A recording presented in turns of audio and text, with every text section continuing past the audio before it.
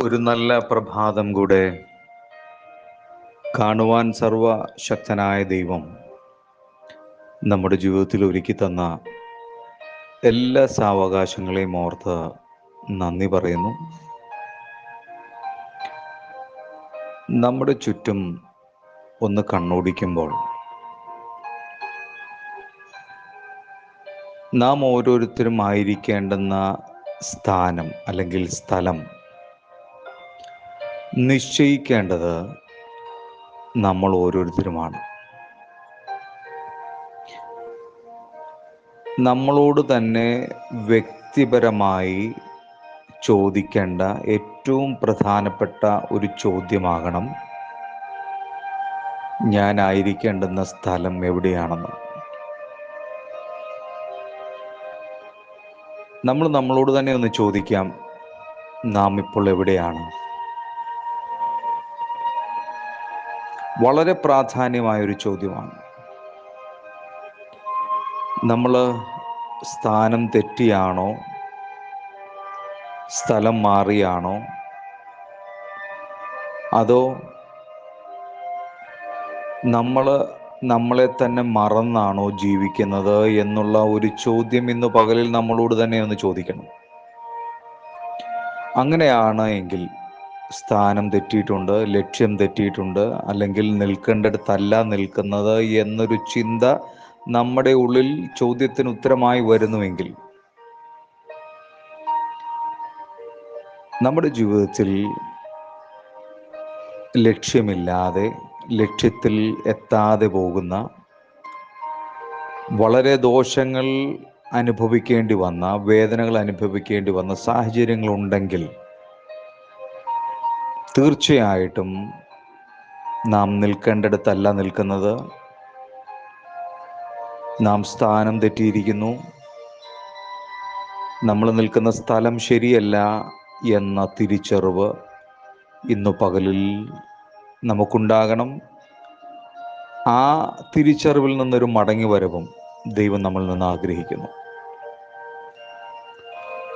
നമ്മുടെ കുഞ്ഞുങ്ങളെയൊക്കെ അവരുടെ ഉത്തരവാദിത്തങ്ങൾ അവർ മറക്കുകയാണ്.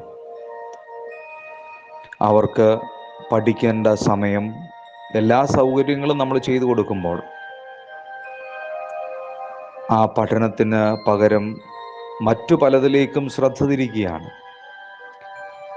ഇന്നാണെങ്കിൽ ആധുനിക സാങ്കേതിക വിദ്യയുടെ പരമോന്നതിയിൽ എത്തി നിൽക്കുന്നു എന്ന് അവകാശപ്പെടുമ്പോഴും ഇൻ്റർനെറ്റും സോഷ്യൽ മീഡിയയുമൊക്കെ ചെറുപ്പക്കാരെയും കുഞ്ഞുങ്ങളെയും മാത്രമല്ല, ഏതു പ്രായത്തിലുള്ളവരെയും വഴിതെറ്റിക്കുന്ന മാധ്യമമായി മാറിക്കഴിഞ്ഞു.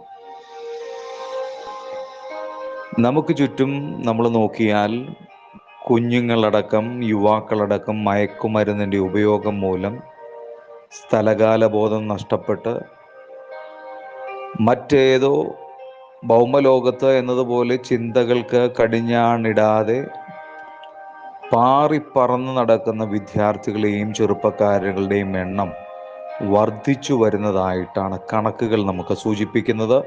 അതുപോലെയാണ് അനേകം മാതാപിതാക്കൾ അവരുടെ മക്കൾ ഇതിനൊക്കെ അടിമയായിട്ട് വേദനയോടെ, നിരാശയോടെ ഒക്കെ അവരുമായിരിക്കുന്നത്. ബുദ്ധിമാന്മാരും സമർത്ഥരുമായ എത്രയോ വിദ്യാർത്ഥികൾ എല്ലാം കൈവിട്ടവനെ പോലെ ലക്ഷ്യബോധമില്ലാതെ ഭ്രാന്തനായി അലഞ്ഞു തിരിയുന്ന എത്രയോ എത്രയോ ആളുകൾ.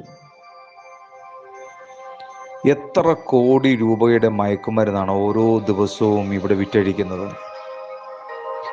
വാർത്താ മാധ്യമങ്ങളിൽ നമ്മൾ കാണുന്നില്ലേ? ഇതെല്ലാം കൊണ്ടുവരുന്നത് യുവാക്കൾ തന്നെയാണ്.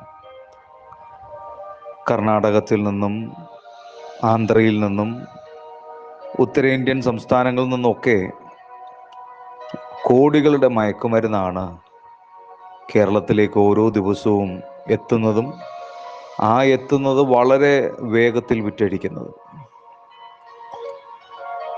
മയക്കുമരുന്ന് കച്ചവടക്കാരുടെ എണ്ണം എന്ന് പറയുന്നത് അവർക്ക് അവരുടെ ഒരു നല്ല വിപണന കേന്ദ്രം കൂടിയാണ് നമ്മുടെ സംസ്ഥാനം. പ്രത്യേകിച്ച് അവരുടെ വിൽപ്പന കേന്ദ്രം എന്ന് പറയുന്നത് വിദ്യാർത്ഥികളും ചെറുപ്പക്കാരുമാണെന്നുള്ളത് നാം ഓരോരുത്തരും തിരിച്ചറിയണം. ഇങ്ങനെ സമൂഹത്തിൻ്റെ എല്ലാ മേഖലകളിലും സ്വാർത്ഥതയും പക്ഷപാതവും തിന്മയും വർദ്ധിച്ചു വരികയാണ്.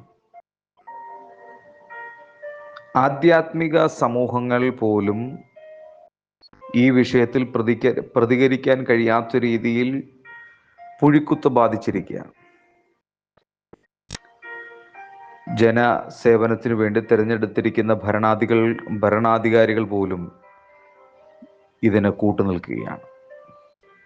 പ്രിയമുള്ളവരെ, ഇവിടെയാണ് ഞാൻ ആദ്യം ചോദിച്ച ചോദ്യത്തിൻ്റെ പ്രസക്തി. ഞാനിപ്പോൾ എവിടെയാണ്? ആയിരിക്കേണ്ട സ്ഥാനത്ത് തന്നെയാണോ? ഒരു ചോദ്യം കൂടി ഞാൻ ചോദിക്കുന്നു. ഞാൻ ആയിരിക്കേണ്ട സ്ഥാനം നിശ്ചയിക്കുന്നത് ആരാണ്? ഇന്നു പകലിൽ നിങ്ങൾക്ക് അതിനുത്തരം കണ്ടെത്താൻ കഴിയുന്നില്ലെങ്കിൽ സർവശക്തനായ ദൈവത്തിൻ്റെ പക്കൽ ഉത്തരമുണ്ട്. ആ ദൈവത്തിൻ്റെ അടുക്കലേക്കൊന്ന് അടുത്തു വന്നാൽ ഏത് സാമൂഹിക തിന്മകളെയും, നമ്മളെ കാർന്നു തിന്നുന്ന ഏത് പാപത്തിൻ്റെ സ്വഭാവത്തെയും ഹിമം പോലെ വെളുപ്പിപ്പാൻ കഴിയുന്ന ഒരു ദൈവത്തിൻ്റെ സാന്നിധ്യമുണ്ട്. നിന്റെ പാപം എത്ര തന്നെ കടും ചുവപ്പായിരുന്നാലും അത് ഹിമം പോലെ വെളുക്കും. രക്താംബരം പോലെ ചുവപ്പായിരുന്നാലും പഞ്ഞുപോലെ ആക്കി തീർക്കാൻ കഴിയുന്ന ഒരു ദൈവ സാന്നിധ്യം ഇന്നു പകൽ നിങ്ങൾ തിരിച്ചറിയുക. ആ തിരിച്ചറിഞ്ഞ ദൈവത്തിങ്കിലേക്കൊന്ന് മടങ്ങി വരാൻ തയ്യാറായാൽ നമ്മുടെ വഴി നേരാക്കി തരുവാൻ ദൈവം വിശ്വസ്തനാണ്. അനുഗ്രഹീതമായൊരു ദിവസം ആശംസിക്കുന്നു. God bless you.